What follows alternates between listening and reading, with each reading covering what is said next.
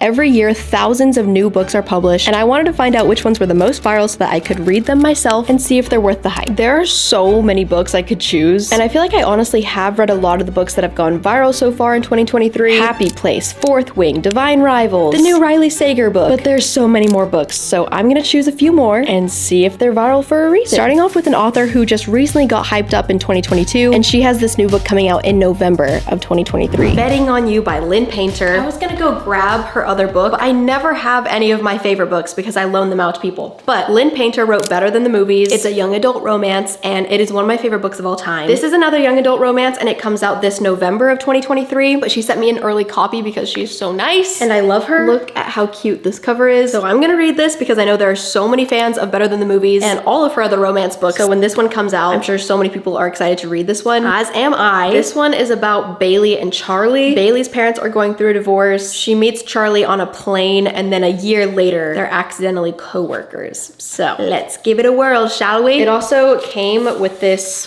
bookmark. This is a character from Mr. Wrong Number, her adult romance book. This is the funniest thing ever. Like, when I'm in public, I do not want anyone seeing this, but it is funny. And plot twist, I'm actually 300 pages through this book already because I couldn't help myself. I just had to start reading, but I'm gonna finish it hopefully today.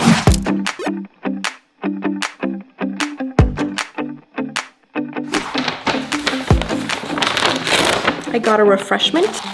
I'm on page 330. I think there's like 422 pages. And my observation so far is that the main love interest, Charlie, in this book is very different from the love interest in Better Than the Movies, Wes. In that book, he's really, really nice and sweet and perfect. And I loved his character so much. In this one, Charlie is more so not a bad boy, but like kind of like he wants to tell Bailey to stand up to his mom's new boyfriend, and he just seems not that nice, but he's actually a complex character because he's always popping these, what are they called? He's always popping like a Tums because he has acid reflux from anxiety. So there's more than meets the eye, obviously. But I will say so far, I'm kind of missing Wes's character. I really like the just straight up, really sweet, nice guy, and I have a harder time liking these edgier characters. Also on the back, it says for ages 12 and up, and I will say that did shock me a little bit because there is tons of cursing in this book. Like almost every page has a few curse words. Age ratings do kind of confuse me if I'm being honest because I don't really remember what I was reading at that age, but I feel like at 12 I was probably reading like The Fault in Our Stars. Does that have cussing in it? I don't remember. Yeah, just something to note based off of your preferences. It kind of feels like adult language, but they just happen to be 17 years old. Yeah, Better Than the Movies felt a lot more like younger kids could read it, very wholesome, and this one's edgier, I guess.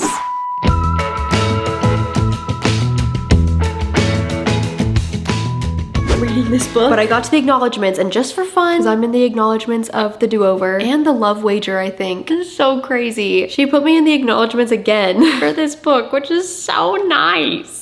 I have chills. It's so nice. It's so nice. There I am.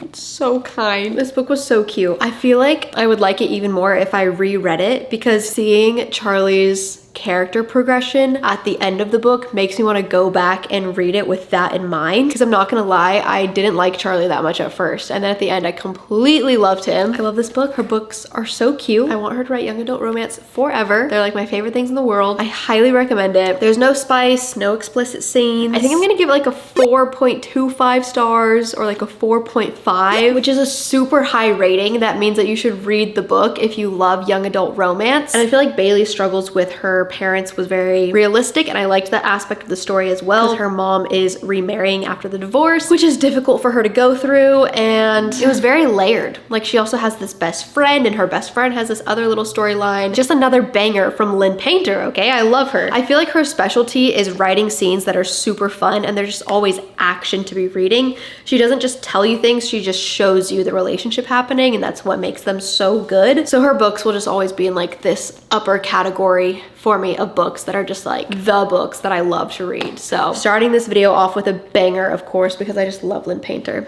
Go read it when it comes out for sure. Now, the next book I want to read is Love Theoretically by Ali Hazelwood. She went viral on Book Talk, and also I think because Book of the Month chose The Love Hypothesis as their romance book of the month, and then everyone on the internet enjoyed it. And this is her new book release of 2023 that I have been seeing everywhere.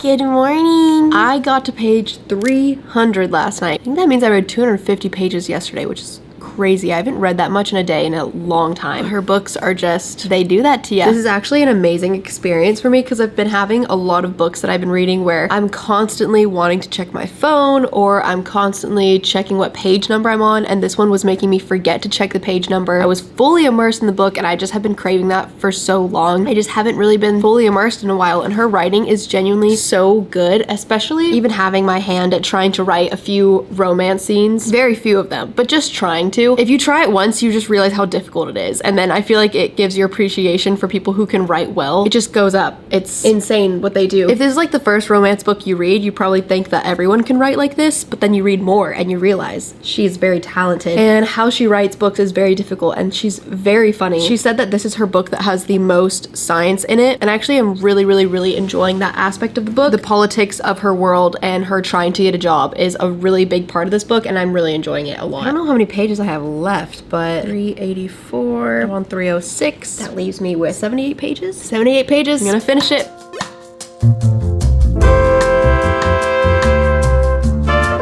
I finished it. I was supposed to go on a run last night, but I was reading this book, so I didn't. I was supposed to go on a run this morning because I didn't last night, but I was reading this book, so I didn't. And I never put it down. It's just that great to read. Also, I did read the author's note. Very fun. If you read this book, apparently the fake science article that was published was a real thing that happened in 1996. That's cool. Well, not cool for science, but cool that it's real. And then I read her author's bio, and she is so cool. She's originally from Italy, and then she lived in Germany and Japan before moving to the US to pursue a PhD in neuroscience. And now she's a professor, and she just writes these romance books on the side. That's insane. I aspire to be like her. How can she do all of those things? She's so smart, but she's so funny, and she writes romance so well. She's amazing, and it makes me wonder why I did not read Love on the Brain, which she published last year, and everyone said it was too similar to her first book, but honestly, I don't think I care that much if they're similar, because if you love it, don't you just want like a slightly different version of it over and over again? I think this book is 5 stars, guys. I was reading this book, and I was like, okay, I'm getting that 5-star feeling. What is it that gives a book that feeling? And other books don't have it. And I think the feeling is that it's more than words on paper. It feels like it's alive, feels like the characters are real, and you feel so invested in the world. And then other books that don't give you that feeling, it just felt like you were reading words on paper. And then books like these, it just feels like it kind of transcends a little bit, and I don't know why. Ali Hazelwood came out of nowhere and has gone viral for probably 3 years in a row now, for good reason. I think at the end of this year, she comes out with her first young adult romance, and it's chess themed. That could not be a better book for me. Young adult romance is my favorite, and then chess was a hyperfixation I had last year, or this year actually. I'm so excited for that book, and this one was so good. Now, to figure out what book I wanted to read next, I just went to Goodreads and looked up 2023 viral book releases, and I saw that Lisa Jewell has a new book. Her past thrillers have millions of readers, and this is her new book release for 2023. Okay, I started reading None of This Is True by Lisa Jewell on the plane, and I got 20% through, which is, I feel like, a lot, and it's so good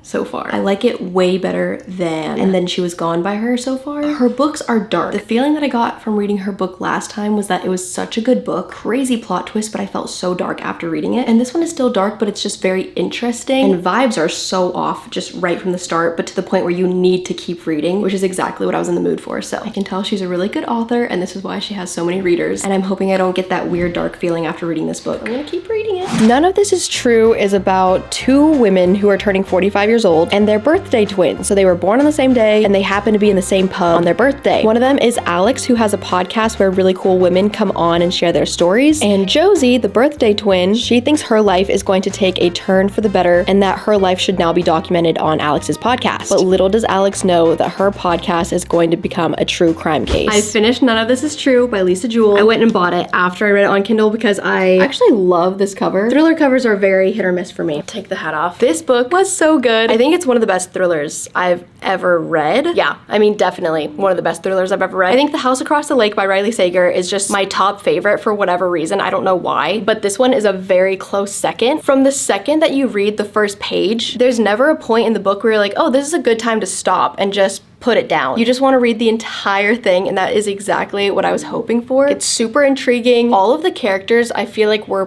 perfect. They're all super set apart and you can picture them very clearly in your brain. And there's not too many characters. There's just the right amount where there's enough for you to care about things and it to be layered, but not too many that you don't know what's going on. Everything about it was just perfect. I will say at the end, I think I was subconsciously expecting another massive twist, even though so many crazy things had happened at the end. Because it's not the type of book where you have no idea what's going on and then you get this insane twist you never saw coming, which those sometimes can just feel fake, because if you never saw it coming, then it probably wasn't even there. This one, you kind of understand like halfway through what's about to go down, but they just haven't told you yet. So when they do reveal it, you're like, yeah, that's what I thought was gonna happen, but that's still crazy. So I do think I was expecting like another massive turn. She gives it to us a little bit, but not quite to that level. So don't expect that, because that could ruin it for you if you expect this like something you never saw coming. But this was a perfect thriller in my opinion. I think you should definitely read this if you love thrillers. This is her other book that I had read. This one has like 500,000 ratings on Goodreads. Super popular thriller book. And this one was a crazy plot twist, but it made me feel super weird after reading it. Super dark and like strange. This one is dark, but it didn't make me feel like this. It just was like a normal thriller. It's like, oh, it's a dark book, but I felt fine afterwards. 5 stars. Highly, highly recommend this book. I understand why Lisa Jewell has written 21 thrillers and they're all really popular, and even on Goodreads, a lot of people were saying this was their favorite by her. So yay, she's viral for a reason. I think I'm going to read another thriller next. I'm in a thriller mood now. So since that book got me in a thriller mood, I wanted to see what other thrillers have been released in 2023 and have been getting talked about a lot. And Stacey Willingham is someone who I have read her book from 2022, I believe, A Flicker in the Dark. I gave it 4.5 stars, so I really like this author, and this is her new book that she released this year, and it already has 100,000 ratings on Goodreads, which means it is pretty viral. Good morning, guys. I'm 66% through All the Dangerous Things. Honestly, the first 20% I was really bored, kind of distracted reading it with my brain halfway and also thinking about other things, because I had gone from like binging basically all the previous books in this video to just kind of slowing down. But then the podcast aspect of this book started, and I think I actually chose this because it was also a podcast format, because I enjoyed it so much with the previous thriller. So now that that's happened and a few more twists have come out, more information is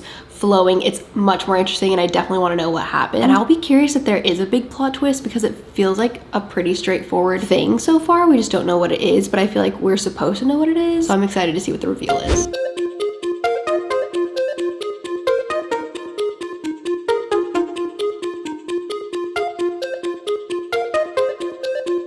I'm 93% through. I think I'm gonna be at the final reveal.